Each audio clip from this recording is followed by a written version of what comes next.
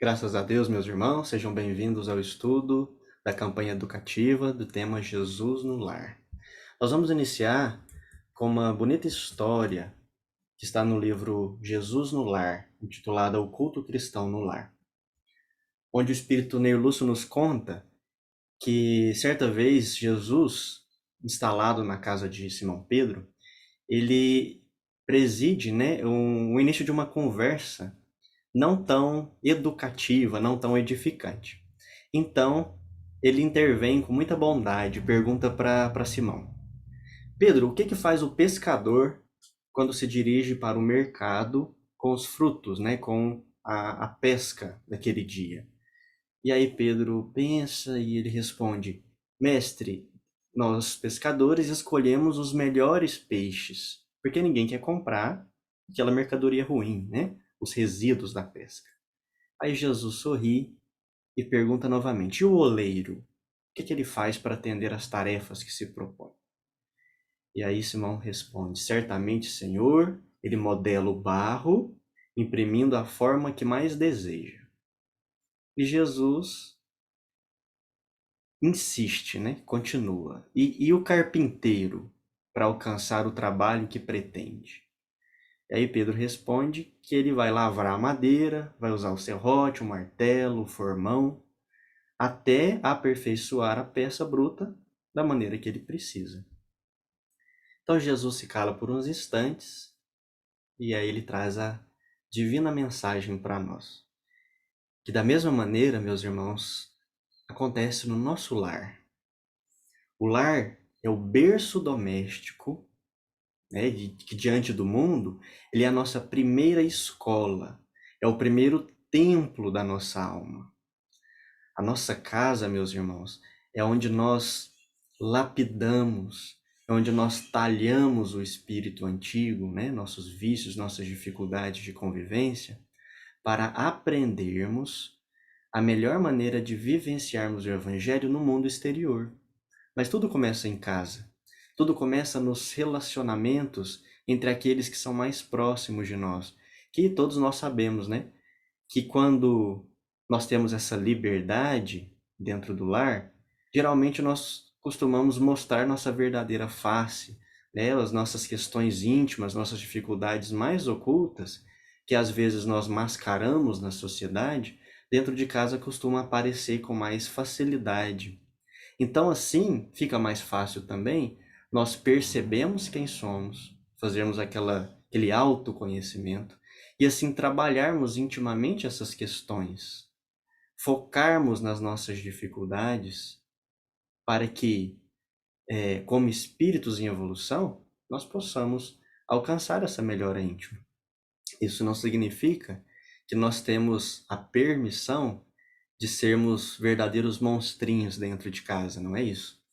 Mas como naturalmente nós aparecemos melhor dentro dos nossos lares, nós temos a condição de nos conhecermos assim melhor para trabalharmos interiormente. Então, Jesus continua, né, essa passagem falando para nós que a paz do mundo começa sob as telhas que nos acolhemos. Muitas vezes nós temos a vontade, né, de que chegar nesse mundo de regeneração, esse mundo de paz, mas será que realmente estamos fazendo o nosso papel? Porque esse mundo de paz começa dentro de casa. Quais são então as nossas atitudes dentro do nosso lar? Se não aprendermos a viver em paz entre quatro paredes, como aguardar a harmonia das nações? Se não nos habituamos a amar o irmão mais próximo, associado à nossa luta de cada dia, como respeitar o eterno Pai que nos parece distante. Então, meus irmãos, fica essa mensagem profunda para nós de iniciarmos o nosso trabalho de evolução espiritual sempre dentro do nosso lar. E continuando, Jesus coloca que o evangelho não foi iniciado sobre a multidão, mas sim no singelo domicílio dos pastores e dos animais. Na simplicidade, nós vamos alcançar a paz do mundo, iniciando na simplicidade do nosso lar. Olha que profundo e que lindo isso, meus irmãos. Nós não precisamos revolucionar o mundo. nós precisamos revolucionar o nosso mundo íntimo. E assim, consequentemente, nós atuaremos na transformação do mundo como um todo. Um pouquinho de cada vez, gotinha a gotinha. Então Jesus, convidando os familiares do apóstolo à palestra edificante e à meditação elevada, desenrolou os escritos da sabedoria e abriu na terra o primeiro culto cristão no lar. Então Jesus nos ensina o estudo em família, o que nós chamamos de culto do evangelho no lar, ou culto cristão no lar, que é o que nós estamos aqui para comentar, ensinados e estimulados pelo nosso Senhor Jesus.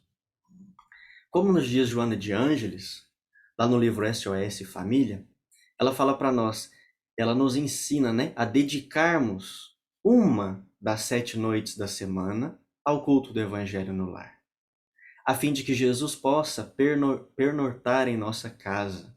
Então ela como que coloca para nós um roteiro do que é o culto do evangelho no lar, o que nós devemos fazer do culto do evangelho no lar.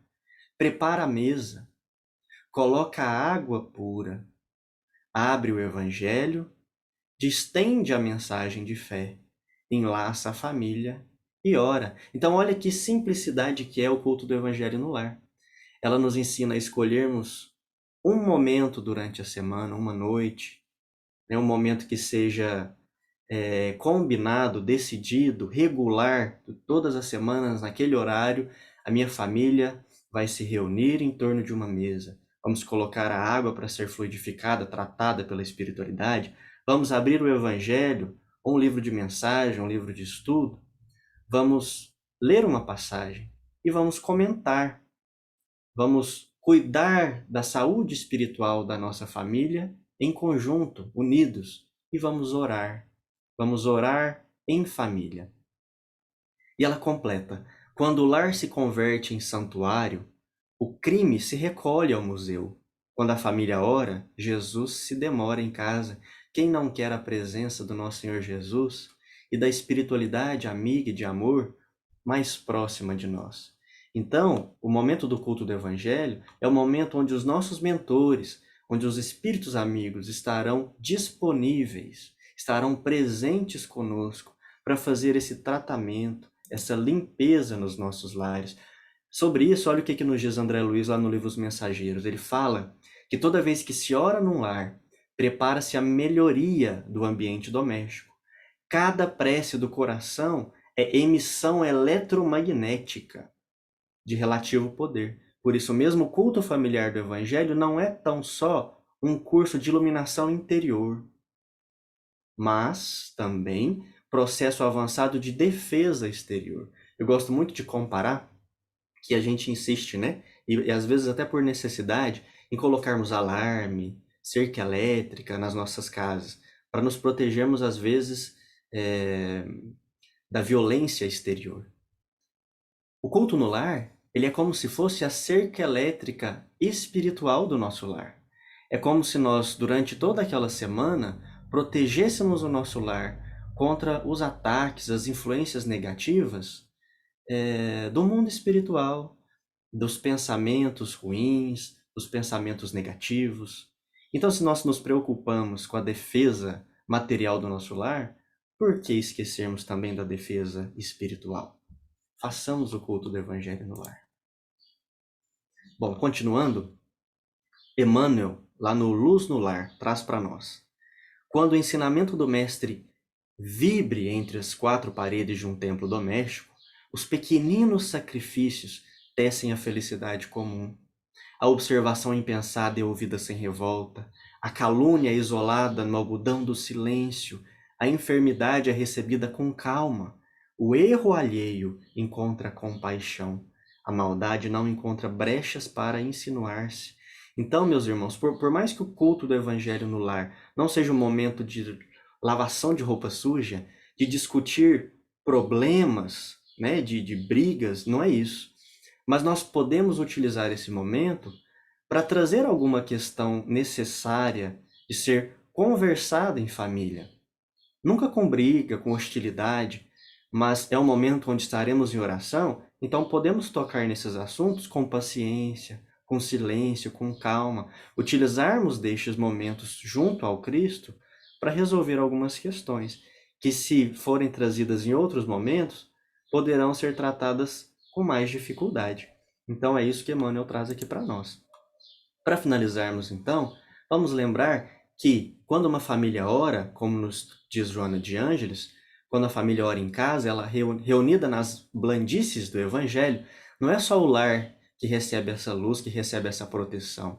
Toda a rua recebe esse benefício da comunhão com o alto. Então nós estaremos também influenciando, né? Levando essas vibrações aos nossos vizinhos, ao nosso bairro, a toda a nossa rua.